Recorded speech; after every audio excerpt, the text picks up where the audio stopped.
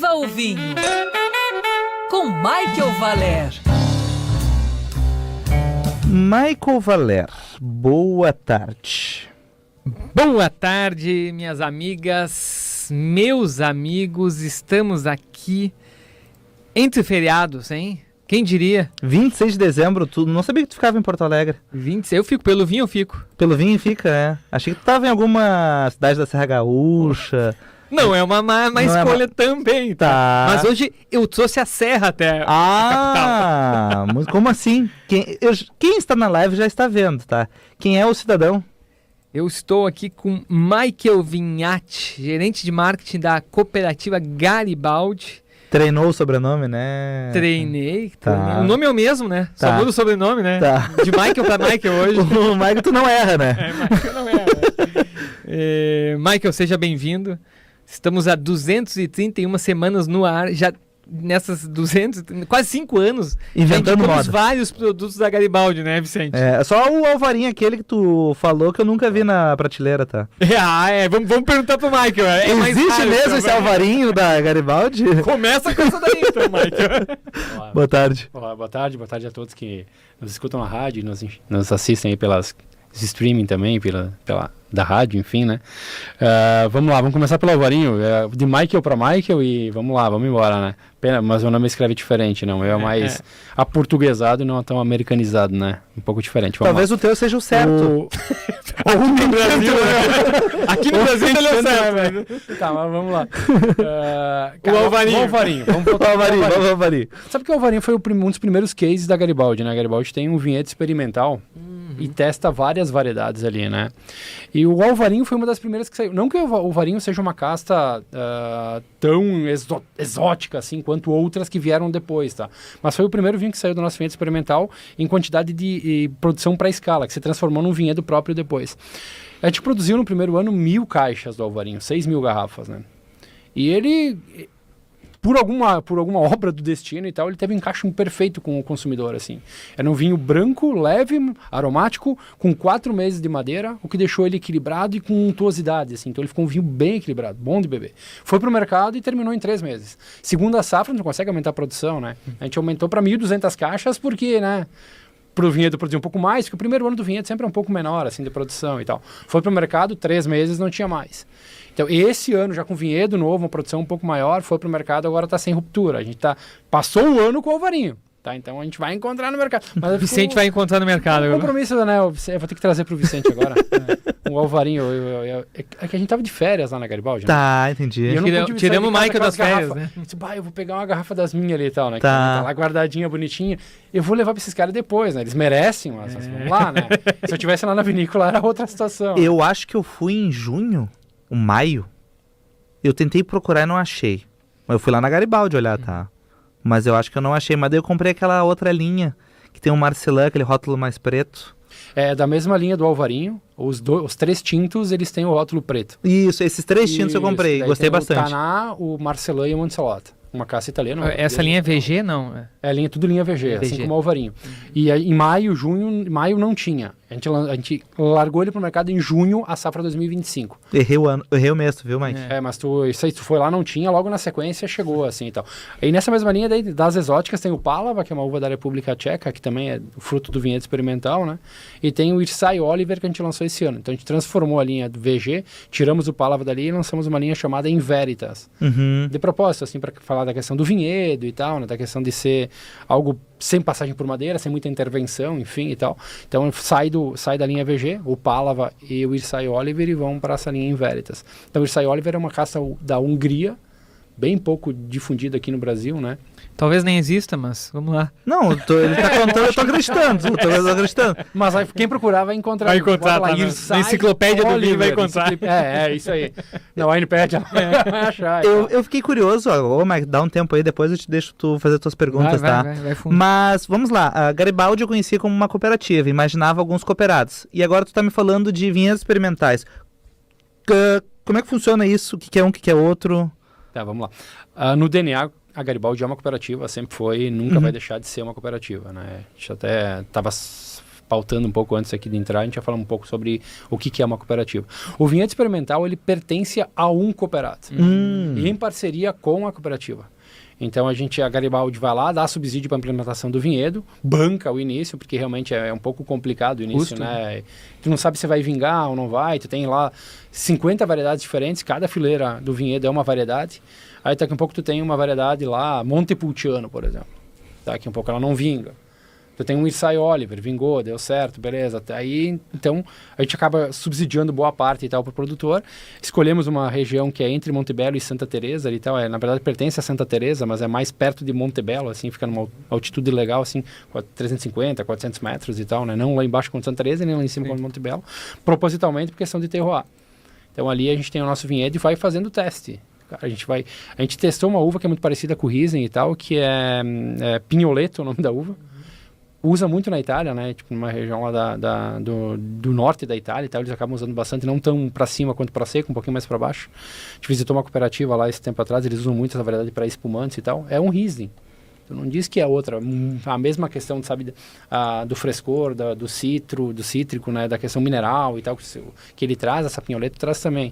É uma caça que logo a Garibaldi vai estar também colocando no corte dos espumantes, de alguns espumantes, por exemplo. Então o vinhedo experimental, ele vem num momento bem interessante para nós, porque além de testar novas variedades, ele te permite também driblar um pouco essa questão de condições climáticas, né? Tá. A gente vai viver sempre das mesmas variedades, ano após ano, o tempo inteiro. Então a Garibaldi acaba fazendo um trabalho para o próprio setor, né? Algumas uvas saem dali e outros produtores que não da cooperativa Garibaldi também podem usar essas variedades depois. A gente acaba trazendo para o Brasil e registrando e deixando elas públicas para serem usadas, né? O Vicente já foi logo nas preferências dele, tu notou, né? Foi no Alvarinho. Eu faço programa pra mim, né? A audiência que, né? Não, que desculpa. fica atenta. Se por acaso tu passou no dial, eu tô aqui falando, tá? Mas vamos lá, na verdade surgiu a ideia de trazer o Mike aqui porque a gente queria falar de cooperativas, né? Sobre a importância que as cooperativas têm para as comunidades, e muita gente não sabe, na Europa tem alguns críticos que dizem que as cooperativas são espinha dorsal da indústria vitivinícola de importantes países, como França, como Itália, como Espanha, Portugal, né? E tem algumas regiões, como Languedoc, nós estávamos falando, que representa mais de 50% da produção através dos cooperados. Em Champagne é muito importante as cooperativas para vender a uva às grandes maisons, e por aí vai, no Douro, Rioja. E muita gente, acho que antigamente via como, cooperativa faz vinho de segunda linha, hoje eu acho que essa ideia já mudou, né? Eles entendem que é uma cooperativa, tem tecnologia, tem estrutura e tem expertise para desenvolver vinhos de alta qualidade. Explica para nós, mas como é que funciona, de fato, né? Na Garibaldi especialmente, como é que funciona essa relação entre o agricultor e a indústria? Que tamanho que são essas propriedades, até que ponto o produtor realmente é dono da cooperativa, né? Explica para nós essa relação assim, social que existe. Tá. Vamos tentar fazer uma síntese assim, até para a gente não alongar demais, mas tentar trazer um pouquinho da essência do cooperativismo, né? A cooperativa Garibaldi, ela surgiu lá em 1931 já de uma grande necessidade, né? De agregar valor ao produto do cooperado. Porque foram 73 produtores que se juntaram lá em 1931. Eles produziam uva, vinificavam essa uva de alguma forma e vendiam ela ou vinificada ou in natura e tal para alguns grupos que já estavam no Brasil. A gente sabia que não tinha intervenção de governo, talvez o preço não era lá grande coisa. Hoje a uva é talvez a única fruta do Brasil que é tabelada pelo governo, né? Tem o preço mínimo da uva no Brasil e é um dos únicos lugares do mundo, se não o único, onde a uva também é uma fruta que tem tabela fixada pelo governo. Então, tu não pode... isso é um ganho do produtor, acho que isso é bem legal. Claro que com o passar dos anos, a Garibaldi talvez, essa primeira visão que tu falou, né, Michael, na questão de se produzir volume e não pensar muito em qualidade, talvez isso tenha acontecido realmente no passado, né? Isso criou uma visão de cooperativa, talvez na década de 50, 60, 70, que depois precisou de mais 10 ou 15 anos para resgatar isso, né? Então isso prova, acho que não é só o trabalho da cooperativa Garibaldi, é o trabalho também da cooperativa Aurora, da cooperativa Nova Aliança, acho que todas as cooperativas, né, a São João também, fazem parte da FECOVinho, por exemplo, que é a Federação das Cooperativas do Vinho, pensam muito na questão do que entregar para o consumidor. Cara, até os anos 90 o enólogo fazia vinho para ele vender. Talvez não era diferente numa cooperativa e tal. O enólogo fazia o vinho que ele gostava. Tá atento ao mercado, ao consumidor, acho que começou a mudar final dos anos 80, anos 90 e agora é totalmente diferente. Os caras do marketing chegaram depois, né? Eu acho que vieram depois, né? Do marketing, do comercial, enfim, vieram depois. Mas para ouvir o que o consumidor precisava, né? Então acho que esse foi o principal ganho da indústria vitivinícola brasileira. E as cooperativas fizeram grande parte disso. Hoje, no Brasil, 35% da produção é de cooperativa. Cara, a gente conta nos dedos as cooperativas versus as indústrias privadas que tem no Brasil, né? A gente tem 1.100 vinícolas no estado, acho que é esse o número, no Brasil, né? 1.100 vinícolas no Brasil, registradas no Ministério da Agricultura. Cara, talvez 20, 25 são cooperativas. E tem 35% do volume, né? Então, o trabalho social, o trabalho de qualidade, o trabalho que vem sendo feito pelas cooperativas é muito forte. Quando a gente olha para dentro da cooperativa Garibaldi, por exemplo, a gente tem uma área técnica que é formada por técnicos agrícolas e enólogos também. Então, eles acabam levando todo o conhecimento deles para o produtor produzir uvas com menor dano ao meio ambiente, né? Que é saber dosar e usar os insumos de forma correta. Algo que, vamos lá, convenhamos, talvez no passado o produtor independente ainda não faça dessa forma, o cooperativo faz isso há muito tempo já. Isso é um grande ganho, né? Não só... Aliás, não tem uma grande instituição como a Garibaldi não está atento a essas questões, né, isso é sustentáveis, né? E quando a sustentabilidade nos seus 4 pilares, né? Social, cultural, econômico né? E eu acho que isso realmente fez com que a cooperativa crescesse também. Então o produtor hoje, quando a gente fala em produzir uva, ele não fala em produção. Ele fala primeiro em qualidade e depois em volume. Então esse é um ganho que a cooperativa tem e faz. Isso reflete nos rótulos que a gente acabou de comentar de alguns aqui, como o Alvarinho, né, por exemplo. Então acho que esse é um principal ganho. Outros fatores, né, que são bem importantes, os produtores passam por reciclagem, treinamentos, cursos. Reciclagem, eu quero dizer, é aqueles cursos que a gente faz de local gap, que é... Tu tem toda a tua propriedade hoje dentro do celular, então ele consegue, através da tecnologia, né, o produtor, saber tudo o que está acontecendo na propriedade dele, ele mapeia a propriedade e ali dentro ele tem todos os insumos, sabe as aplicações, a forma correta, o dia certo, o local correto de aplicar, sabe quanto ele vai produzir naquele hectare, sabe a fração das variedades, sabe o ponto correto de maturação e colheita. Também toda essa tecnologia cedida pela cooperativa. Tudo cedido pela cooperativa, os treinamentos e bancados pela cooperativa. E as compras de insumos, elas acabam acontecendo de forma também cooperada, né? Garibaldi não compra sozinha, compra com outras empresas, até o mercado Cairu, por exemplo, lá em Garibaldi, que é uma cooperativa também, participa dessa central de compras e tal. A gente compra os insumos através do Cairu para ficar mais barato para o produtor e a gente consegue monitorar os produtos que eles estão usando. É que, vamos lá, acho que toda a indústria sofre um pouco disso, né? Tem muito vendedor que vai bater de porta em porta e oferece produtos que não são aqueles que a gente tem catalogado, daqui a pouco é uma coisa nova, daqui a pouco não é um o que o agricultor precisa, é o que o cara precisa vender, aí, né? Exato, Sim. Então a gente acaba contornando isso, né? Fazendo uma curadoria do que realmente... o produtor para que a gente consiga fazer isso. Então, acho que na Garibaldi a gente tem certeza que hoje a gente consegue respeitar o meio ambiente e ao mesmo tempo que a gente consegue extrair do meio ambiente um produto de altíssima qualidade sem, né, trazer tanto malefício assim para o meio ambiente. Sabe que dizer, a gente produz uva, 100% da produção de uva ela não traz nenhum tipo de mal para o meio ambiente, também não é verdade, né? A gente sabe que tem insumo, tem outras coisas acontecendo ali e tal, mas a gente sempre trabalha na questão da reciclagem, da recolocação, de preservar, de implementar, né, áreas que a gente tem a convicção e certeza que não tenha problema com, né, erosão e contaminação de solo, esse tipo de coisa. Então, por isso, de cuidar dessa forma. Quantas famílias? Hoje são 470 cooperados de 280 famílias. Que na média tem quantos hectares? A gente produz 1.200 hectares no total, 2 hectares e meio por família, por cooperado. Assim, são famílias que se fossem sozinhas para o mercado tentar vender a sua uva ou tentar comprar equipamento para montar uma vinícola, talvez não se viabilizassem, né? Com certeza não, acho que até talvez nem fariam isso, né? Talvez estariam vivendo de outra cultura que não a uva hoje, né? Então acho que esse é um bem da cooperativa. E ele é o dono da cooperativa, né? O cooperado é o dono da cooperativa. Ele tem um presidente, ele elege um presidente esse presidente vai fazer o quê? Ele vai administrar o conselho de administração e o conselho fiscal da cooperativa. Então nem o próprio presidente tem o poder de autonomia total, ele faz parte do conselho de administração. E é o conselho de administração que é o órgão máximo da cooperativa. Né? Não, literalmente não tem dono. Né? E como é que gerencia tanta gente assim? Porque eu fico pensando assim, vai que algum quer sair, outros querem entrar, como é que organiza tudo isso? Agora falou o chefe de redação. Né? Eu tenho menos cooperados, tá? Eu tenho menos cooperados aqui e às vezes dá mais trabalho. Eu acho que, assim, vamos lá. Primeiro, mostrando para ele que o negócio uva é rentável. Né? Questão de trabalhar a sucessão familiar. Acho que isso é muito importante, né? Deixar um legado para a família. A gente sofreu muito aí nos anos 2000, até 2010 e tal. Era muito mais fácil um jovem sair da propriedade e trabalhar de funcionário numa empresa. Eu vou citar um nome aqui, Tramontina, por exemplo. Sim. Que é muito próximo ali, é a empresa que, cara, gera milhares de empregos, né? Tem talher por tudo, assim, né? Então... E tu tinha um bom salário, 13º, férias e tal. Então hoje a gente consegue mostrar para ele que a propriedade não é um negócio que é do pai, que é da família, que te entrega a mesma condição que uma empresa vai te entregar trabalhando de seletista, por exemplo.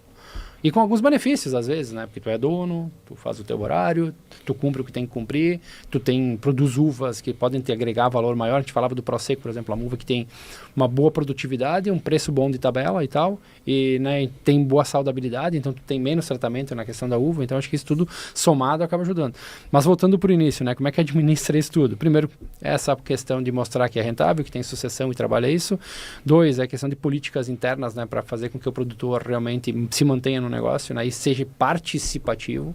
Então a Garibaldi, ela faz uma assembleia geral todo ano e várias reuniões de núcleo. Então a gente separa esses 470 cooperados em núcleos. Então são 8 núcleos diferentes. E aí cada núcleo tem um responsável que compõe o conselho de administração, que vai lá e reúne todo mundo e leva para a gente levar informações da cooperativa para que eles participem da cooperativa. O conselho de administração se reúne mensalmente, conselho fiscal para prestação de conta mensalmente. Então está sempre aberto e mostrando os números, tudo que está acontecendo na cooperativa, deixa o cooperado numa situação mais... ele fica mais à vontade com a cooperativa porque ele está participando de tudo que está acontecendo. Eu acho que o ponto-chave está aí, tá?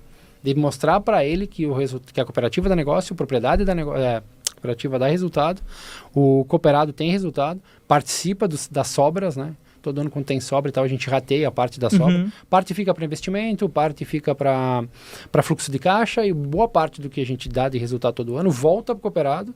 Então ele já recebeu pela uva dele.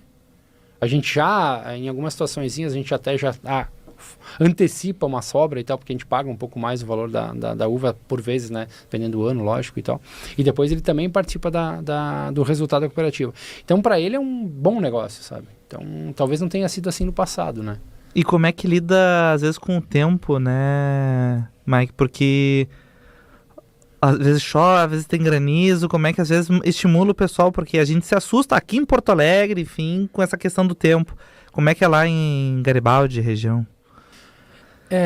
Vamos lá. Hoje, como a gente falou primeiro da questão do vinhedo experimental, né? Tentar achar alternativas para as condições climáticas, assim. Hoje, o produtor consegue, com o fluxo de caixa que ele tem e tal, pagar um seguro, por exemplo, agrícola e tal, e ter o seguro da propriedade. Mas claro que ele não quer ver o trabalho, o suor dele ali ser estragado por 2 horas de chuva ou de granizo ou isso ou aquilo e tal. A gente sabe disso, né? Ele quer colher, ele quer entregar, ele quer mostrar que o trabalho dele teve resultado e saiu na garrafa de vinho, saiu numa garrafa e tal e acabou encantando o consumidor em qualquer ponto do Brasil, né?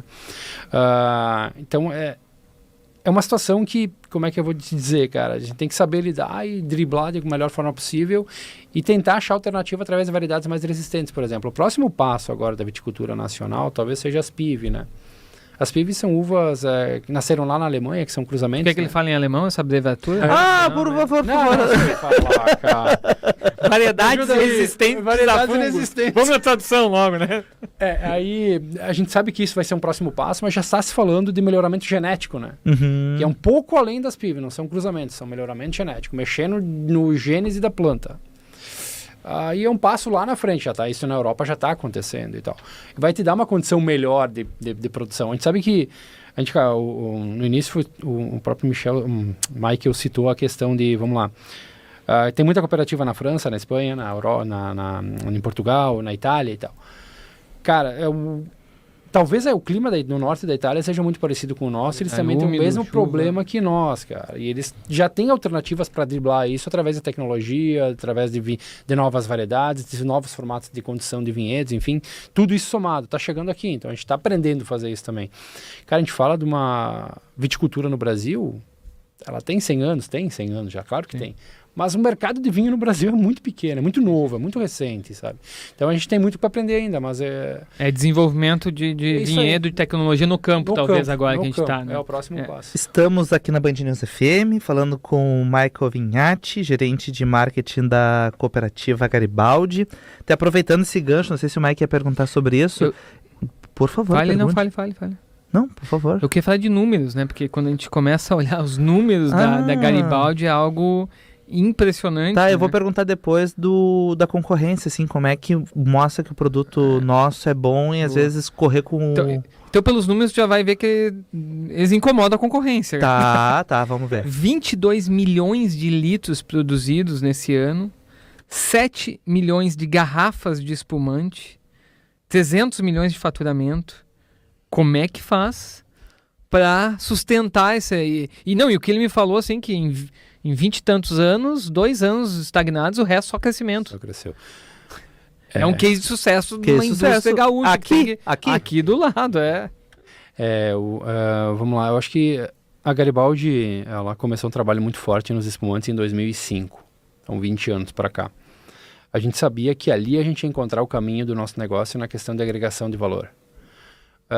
A gente competir de igual para igual nos vinhos finos, a gente compete muito bem. A gente tem vinhos no Brasil excelentes, mas a gente não tem competitividade na gôndola, preço. Isso Por que fato. isso? A gente acabou de falar no início. É tributário? Né? Tem questão tributária envolvida, tem questão de produção envolvida também. A gente sabe que o custo de produção no Brasil é muito mais alto. Tem muito subsídio na origem dos países que mandam vinho para cá. A gente está falando agora de assinar um acordo e tal, né? Confesso que depois da reunião lá de 8 de dezembro e tal, eu não olhei mais e tal, como é que ficou. Daqui 10 anos a gente vai ter vinho europeu no Brasil com taxa zero, gente. Complicado, né? Pode e a nossa continua, perigoso, né? A nossa continua. Vai depender do que vai acontecer aqui dentro nesse tempo todo, né? E tal, o que vai acontecer. O Chile já manda para o Brasil com uma taxa de importação mais baixa. Sim, mas depois na ponta da linha, para quem é importador, ele vai te trazer aqui uma condição. Sim, mas o vinho importado também tem 40% a 45% de tributos. Fato, tem. Só que ele tem um subsídio violento lá na origem, que o custo para uma garrafa de vinho sair de lá é menos de $1 por vezes. Então coloca isso na ponta do lápis e tu coloca uma markup do supermercado e tal, e coloca ele vender na gôndola. O vinho brasileiro, vamos lá, a Granja União, por exemplo, a marca de entrada aqui da cooperativa Garibaldi. Aqui no Sul a gente tem uma força com essa marca muito forte, assim. É um vinho que vai para uma gôndola, R$29. Tu consegue vinhos chilenos e tal, numa condição, cara, muito, muito similar de qualidade e tal, às vezes mais barato. Sim. Então a gente sabe que realmente a questão é... Então, por que a Garibaldi fez esse movimento, né? Espumante, a gente tem bom poder de produção, o custo de produção no Brasil é baixo para espumante, tá? Isso é uma coisa que a gente tem de competitividade. Pega um champanhe, por exemplo, um cava, de boa qualidade, tal como os brasileiros, é no mínimo o dobro por garrafa. Então a gente tem competitividade ali. Tem qualidade e competitividade ao mesmo tempo. Então faz volume. Para você ter uma ideia, o Brasil esse ano deve fechar o ano comercializando aí 32 milhões de litros de espumante e 22, 23 de vinho nacional. É pouco, né? Cara, é 3, 4 anos que a gente já passou. A produção de espumante no Brasil é maior que a de vinho fino. Nem outro lugar do mundo é assim, tá? É só no Brasil. É só no Brasil. Mas para tu ver que é um case também de... É referência hoje, talvez, na América Latina, de espumantes de alta qualidade. Exato. Né? E tu vai para uma gôndola do mercado, tu pega um moscatel, cara. Pega um moscatel a R$29. É interessante tu falar, a Garibaldi tem Proseccos também que chegam muito econômicos. O Chardonnay, aquele Charmat Brut, chega a R$40. É isso aí. O Prosecco também, mais, eu acho que é menos que isso. Prosecco menos, né? até 30, 35. E o Michael estava me falando aqui, antes de entrar no ar, sobre a questão de adaptação da Prosecco, ou Glera, né? Nos nossos vinhedos, como é que é isso ali que tu me falou? Como é que é essa comparação Prosecco e Chardonnay, só para o pessoal entender como ela se adaptou bem ao nosso clima da serra, né? A Chardonnay, ela é uma uva que, como o cacho dele é mais denso, o grão é pequeno, então ela é mais suscetível a doenças fúngicas, por exemplo. Em clima muito úmido e tal, a gente tem problema de milho, outras situações e tal, então a Chardonnay, ela custa a desenvolver tão bem quanto um Prosecco, que tem um cacho mais alongado, a baga um pouco maior e mais resistente, e com uma produção por hectare maior. E a gente entende que o Prosecco ele tem uma similaridade na sua origem. Vamos lá, Prosecco, quando fala Prosecco, a Itália é Conegliano, é norte da Itália, uma produção de Friuli, Vêneto. 800 milhões de garrafas. O que a gente produz no Brasil não faz cosquinha para esses caras, né? Mas a gente produz um produto de alta qualidade. Pega um Prosecco italiano numa condição de preço, porque o Prosecco italiano chega no Brasil meio caro, assim, né? Vamos lá, Os mais baratos chegam a perto de 45, 50 reais. Pega um de 45, 50 e pega um brasileiro de 35, 40 reais, cara, é difícil a gente perder para eles. Por quê? Porque a uva se adaptou muito bem aqui, assim como ela está adaptada lá. Só que, claro, numa escala de produção que corresponde talvez a 2, 3% do volume total que eles produzem lá, é muito pequeno aqui. E a gente trata o Prosecco aqui no Brasil como uma variedade de uva e um produto de altíssima qualidade, por mais que o preço dele não seja de alta qualidade. O preço dele é um produto de entrada. Mas a gente trata no Brasil como, né? Lá na Itália talvez não é mais assim, entendeu? Tem vinho frisante, de Prosecco, tem um monte de volume, é volume. Sim. Então por isso que a gente consegue ter esse produto de maior qualidade. Ela se adaptou bem aos vinhedos, tem mais Muito produtividade. Né? Sei que tá acabando, mas ele tem que falar. Não, por favor. O Vicente não sabe disso, Michael. Vamos lá. Aqui, ó. Participou do Masterchef, quase ganhou, chegou na final. Masterchef da Band, tu acredita? Não lembro qual temporada. Agora eu vou botar Tu não tá assistindo os programas da casa, Vicente, pelo amor de Deus. É que termina muito tarde, daí às vezes eu olho, às vezes... Vamos lá. Vamos esclarecer isso. Vamos esclarecer essa história. A Garibaldi, na verdade, esse ano foi a marca de vinhos espumantes que patrocinou o Masterchef, né? A gente fez um trabalho muito legal com a Band e tal, nas 3 temporadas, né? Tanto no Amadores, Confeiteiros, como também agora nas Celebridades, né?